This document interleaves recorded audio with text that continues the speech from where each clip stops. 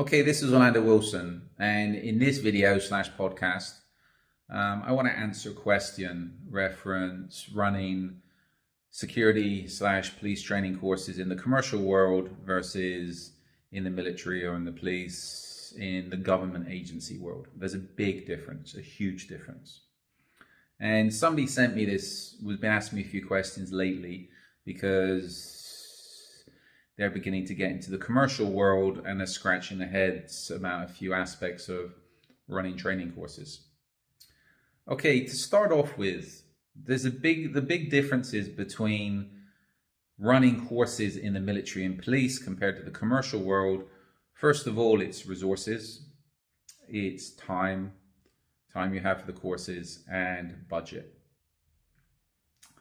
Let me tell you a story to start with. Years ago, I was running a hostile environment firearms course, or a hostile environment course in South Florida. And we were doing the firearms phase, which was one day, if that, of firearms familiarization. I had a guy, a British guy, ex-military guy that was in Miami at the time, that come along to the course, etc.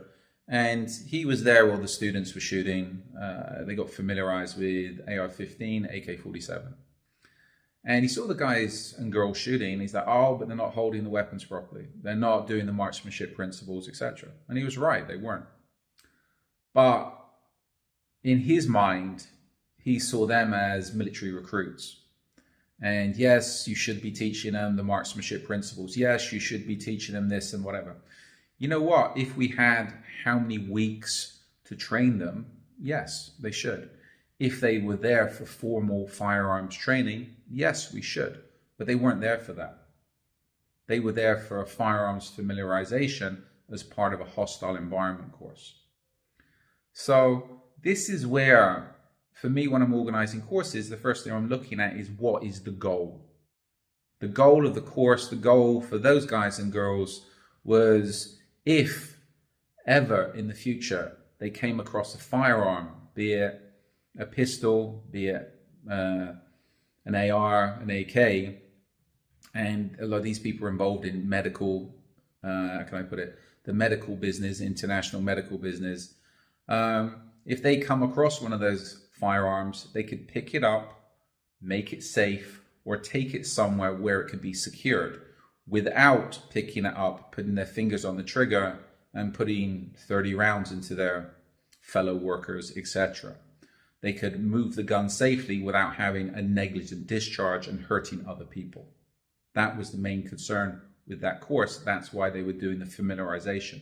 It's a familiarization, it's not training. So they could safely pick up and move firearms. Yes, they got live fire.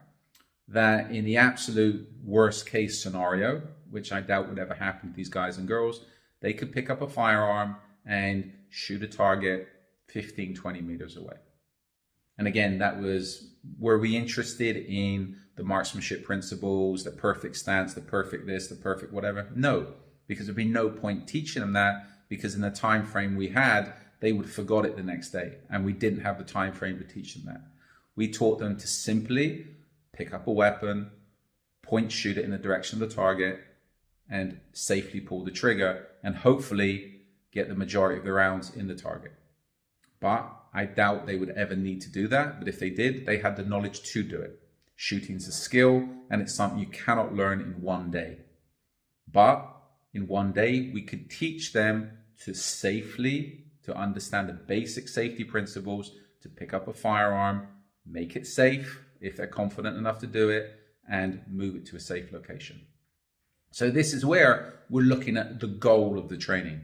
If we was doing a formal firearms course, and I take it this instructor, this guy that was there, he would have him, if we told him to do a one-day course, he'd be teaching them the marksmanship principles, which for that course and in that time frame were completely irrelevant. It wouldn't be achieving the goal that we was looking to achieve. Again, understand the goal of what you're trying to achieve and the time frame that you have. The military police, basic military training, British military training, I think is about 6 months. Yeah, when I was in 21, 22 weeks. Okay, That's a big difference if somebody's coming to you for 4 or 5 days. You have to hit on the main points, the main topics, the main issues they're most likely to encounter, and how to solve those issues.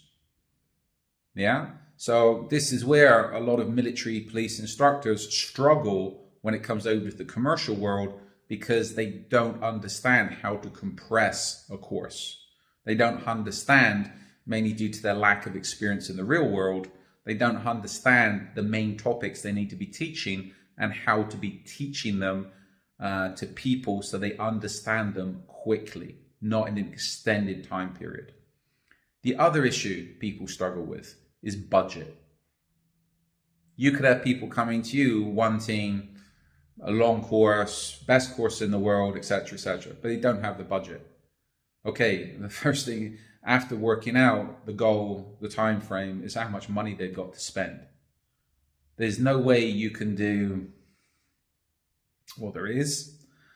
If people's only got the budget for 10 rounds of ammunition per student for a 5-day, let me say, SWAT course, you know what? There's going to be a lot of dry drills on that SWAT course, and you better make those 10 rounds count at the end and ensure the students are getting, how can I put it, getting the best training they can for those 10 rounds. You know what? Fortunately, I've never had to do such a course. Could I? Yes.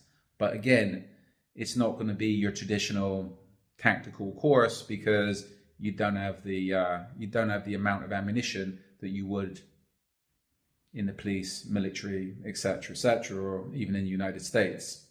So again, this is where you need to understand the goal of what you're trying to achieve on the course, the time frame, how long you've got for the course, and ensure you hit the main points that are going to help you achieve the goal. Then you need to ensure that the course is within budget and you make money, because this is business. If you're not making money, there's no point in doing the course. I'm going to talk a little bit more about this, about organizing, running training courses in another video, follow-on video to this. I think it will be titled In at the Deep End or something.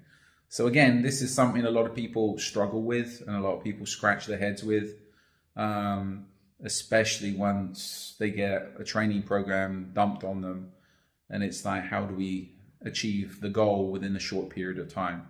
This is where I know of one guy that was working, apparently training police in Latin America, and all he was doing was teaching them the basic NRA first steps, basic pistol, etc. Why? Because he had no clue how to write a training program. I hear it all the time, or see it in people's advertising. Oh, we're copying, we're not doing the SIA, the British SIA close protection license, we're copying their program. We're copying another program. It's the UN program, it's this program, it's that program. You know what, to me it's bullshit.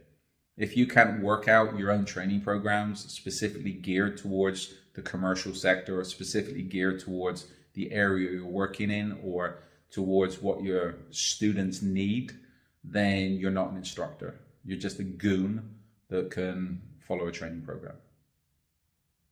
So, follow me along on social media for more videos on training, life skills, close protection, kidnap and ransom, etc. I have an array of books on Amazon that cover various aspects of the security business, also crime fiction. Check out the articles on my blog. And also don't forget, we supply a full range of security consultancy services, close protection services, and investigation services. If the content we've got online doesn't answer your questions, please feel free to reach out to me with any relevant questions. Follow me along on social media. We're up on LinkedIn, YouTube, Instagram, etc. So follow us along, and if you've got any questions, please feel free to reach out. In the meantime, be good, stay safe, and try to stay out of trouble.